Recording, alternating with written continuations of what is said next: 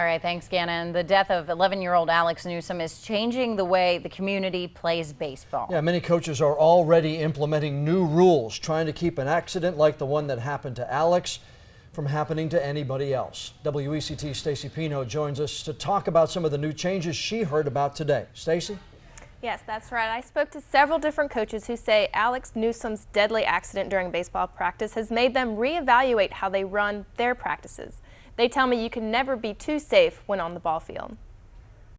Face masks, helmets, and full catcher's gear are three things coaches are now making players wear before they take the field. It was just a few weeks ago when Alex Newsome was struck in the head by a line drive.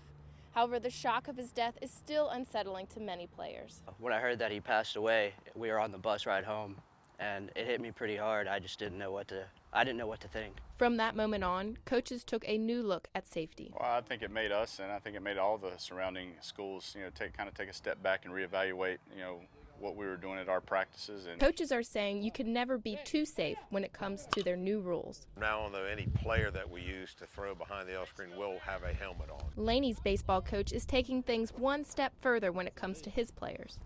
We've basically changed everything we do with batting practice. I mean, anytime they're taking swings, whether it's indoor or outdoor, they have helmets on, and all our catchers are fully geared. These rules are mandatory for coaches as well.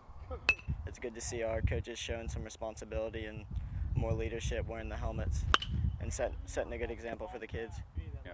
It could happen to anybody. It could happen to your coaches. It could happen to a player. So it wouldn't be any less tragic if it happened to a coach. So we want to make sure our guys are safe. Softball players at Laney are taking their safety just as serious by wearing face masks not only at bat but on defense.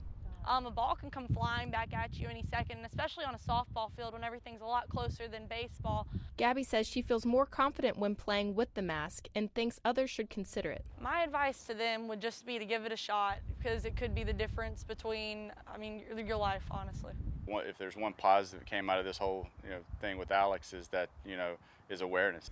So whether it's batting practice, fielding ground balls, or taking swings, players and coaches are making sure safety is their #1 priority.